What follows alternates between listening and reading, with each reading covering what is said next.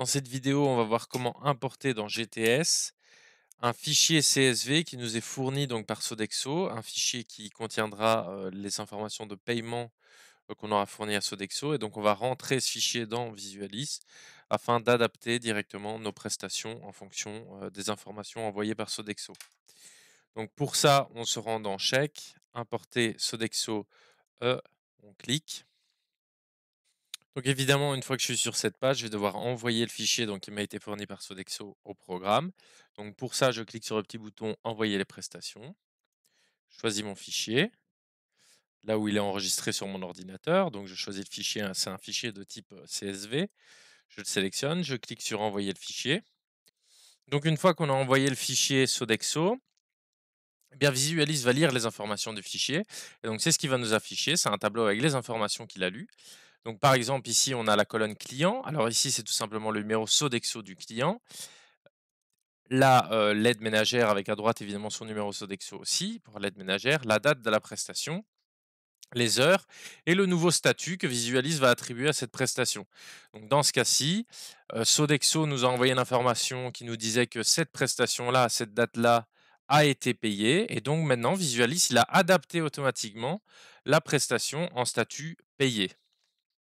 Mais on a d'autres évidemment statuts.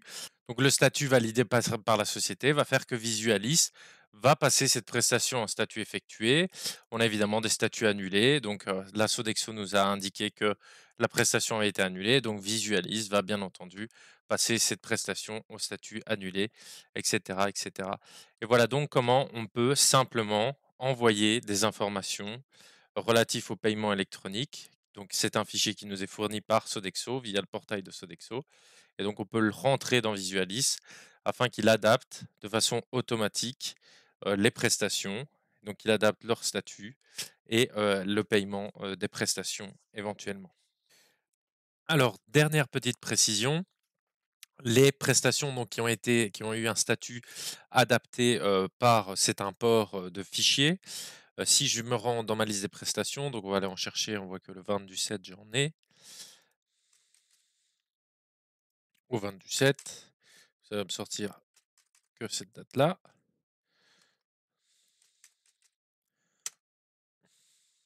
Et donc je constate que les prestations qui ont été modifiées via cet ajout de fichier, donc envoyé par Sodexo, on voit que l'encodeur, le dernier encodeur, ce sera l'import Sodexo pour vous indiquer que voilà, la dernière modification qui a eu lieu, c'est relatif à l'encodage d'un fichier venant de Sodexo.